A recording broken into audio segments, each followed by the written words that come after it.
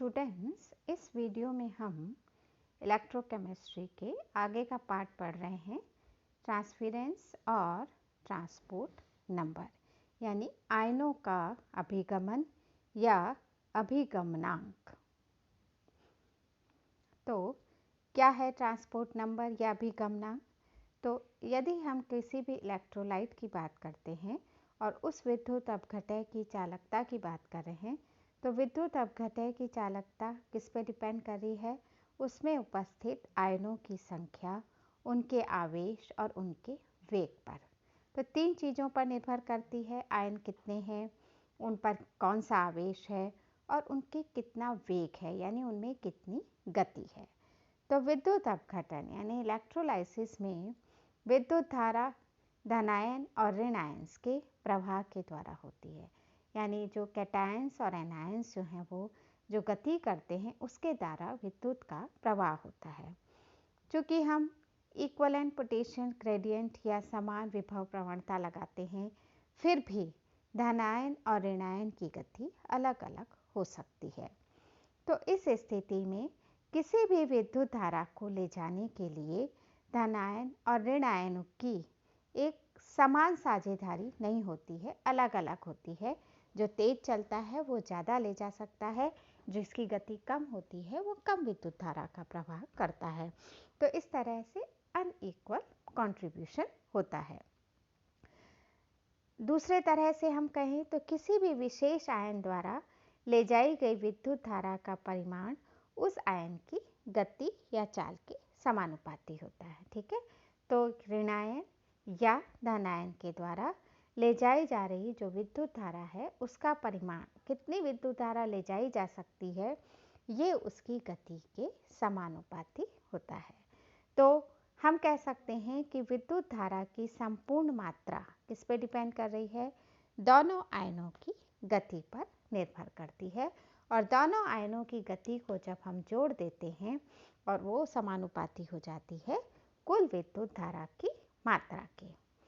तो संपूर्ण विद्युत धारा, पूरी विद्युत धारा जो विद्युत अपघटन के दौरान प्रवाहित हो रही है, उस विद्युत धारा का वह अंश जो किसी भी आयन के द्वारा ले जाया जाता है उसको हम कहते हैं ट्रांसपोर्ट नंबर या आयन का अभिगमनांक, या इसको एक और तरीके से भी कहा जाता है जिसे हम कहते हैं हिटार्फ संख्या। ठीक है, तो विद्युत धारा का वह अंश जो किसी आयन के द्वारा ले जाया जाता है वो कहलाता है अभिगमनांक या हिटार्फ संख्या। अब सपोज करते हैं कि हमने धनायन और ऋणायन की जो गतियां हैं उनको U और V से डिनोट किया, तो उस स्थिति में विद्युत अपघटन में प्रवाहित होने वाली कुल विद्युत धारा किसके समानुपाती हो जाएगी? U प्लस V के।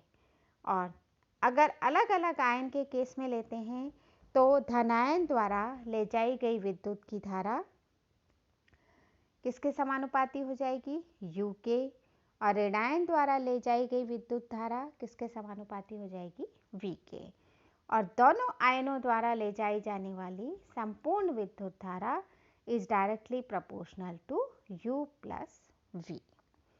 तो अगर हम व्यक्तिगत रूप से किसी पर्टिकुलर आयन के लिए लेते हैं तो विद्युत धारा को संपूर्ण विद्युत धारा से विभाजित कर दें उस गति से, तो वो आ जाता है हमारा पर्टिकुलर किसी आयन के लिए अंश।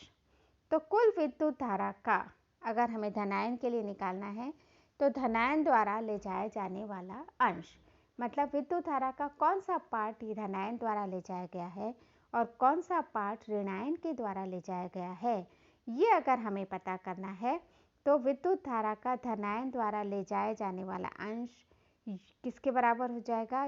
U divided by U plus V, और ऋणायन द्वारा ले जाया जाने वाला अंश V divided by U plus V।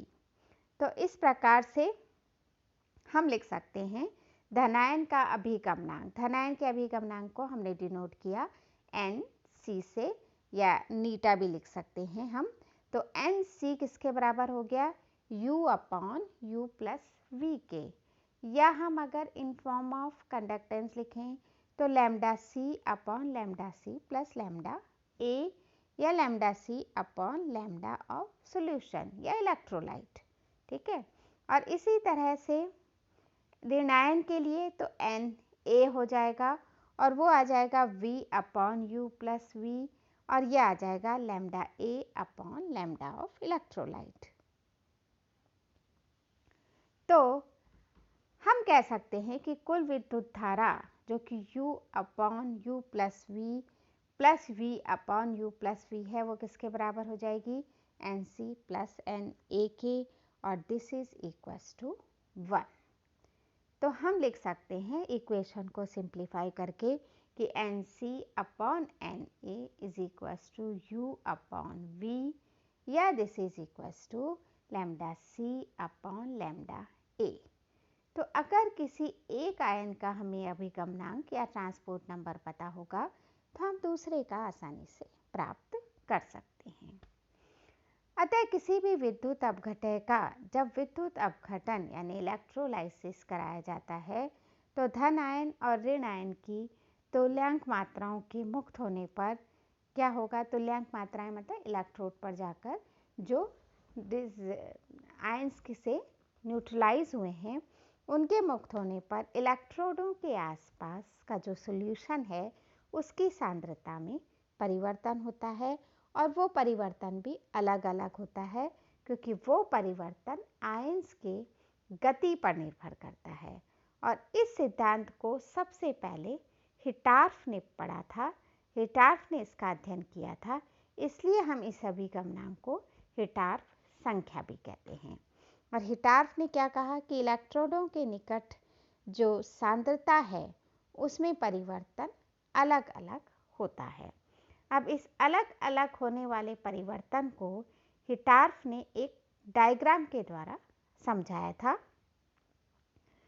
और इस डायग्राम में हम आगे देखते हैं। पहले हम डायग्राम को, बाद में कुछ कंडीशंस उन्होंने बताई कि सपोज करते हैं कि हमने एक इलेक्ट्रोलाइट सेल लिया है, बड़ा सा सेल है, और उस सेल को हमने 3 पार्टीशंस में बांट दिया है, और इन 3 पार्टीशंस के बीच में हमने AB और CD 2 पार्टीशन लगा दिए, और इसके द्वारा हमने इनको अलग अलग कर दिया है, ठीक है।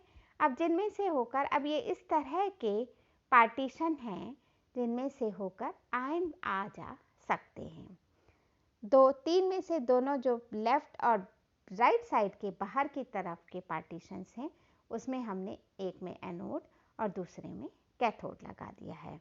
तो जो एनोड वाला है उसे हमने एनोड चैम्बर कहा, जो कैथोड वाला है उसको हमने कैथोड चैम्बर कहा, और बीच वाला हमारा मिडिल चैम्बर या मध्य कक्ष है। अब हम आते हैं हमारे डायग्राम पर कि किस तरह का चैम्बर हमने बनाया है।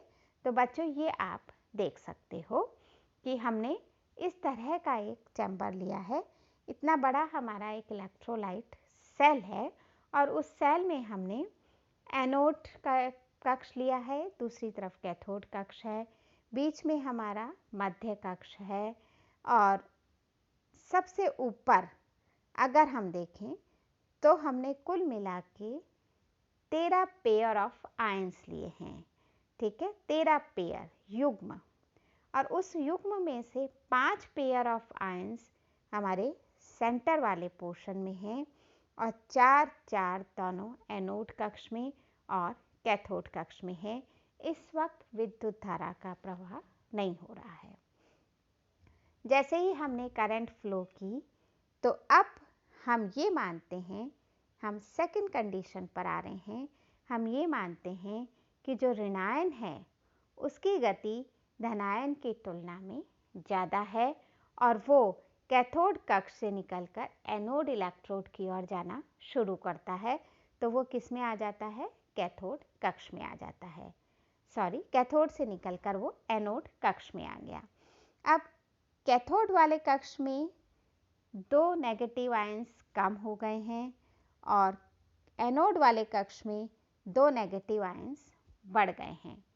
अब स्थिति क्या होगी, 2 पॉजिटिव आयंस कैथोड इलेक्ट्रोड पे जाके डिस्चार्ज हो जाएंगे, और 2 नेगेटिव आयंस एनोड इलेक्ट्रोड पे जाके डिस्चार्ज हो जाएंगे। तो इसका मतलब एनोड और कैथोड पर आयंस जो डिस्चार्ज हो रहे हैं उनकी मात्रा समान है, चाहे गति अलग अलग है। अब हम तीसरी कंडीशन पर आ रहे हैं। तीसरी कंडीशन में क्या हो रहा है कि दोनों आयंस गति कर रहे हैं। ठीक है, अब दोनों आयंस गति कर रहे हैं तो उस स्थिति में एनोड की तरफ से पॉजिटिव आयन कैथोड कक्ष पे जा रहे हैं और कैथोड कक्ष से नेगेटिव आयंस एनोड कक्ष की तरफ जा रहे हैं। और हो क्या रहा है कि दोनों की तरफ से दो दो गए तो दोनों के पास चार चार नेगेटिव और पॉजिटिव आयंस बचते हैं और वो जाकर अपने अपने रिस्पेक्टिव इलेक्ट्रोड्स पर डिस्चार्ज हुए। एक इम्पॉर्टेंट चीज़ जो हम देख रहे हैं वो ये है कि बीच का जो सेंट्रल मध्य कक्ष है, सेंट्रल वाला जो हमारा पोर्शन है, उसमें किसी भी स्थिति में आयन पेयर्स या आयन युग्मों में कोई परिवर्तन नहीं हो रहा है। वो पहली स्थिति से लेकर आखिरी स्थिति तक 5 युग्म ही हैं। हम चौथी स्थिति में देखें। चौथी स्थिति में सपोज करते हैं कि जो नेगेटिव आयंस हैं उनकी गति कम है और पॉजिटिव आयंस की गति तेज है।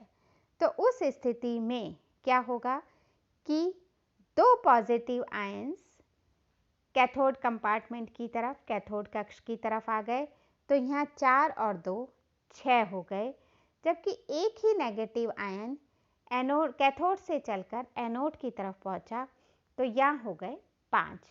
तो कुल 5 नेगेटिव आयंस कहाँ हैं?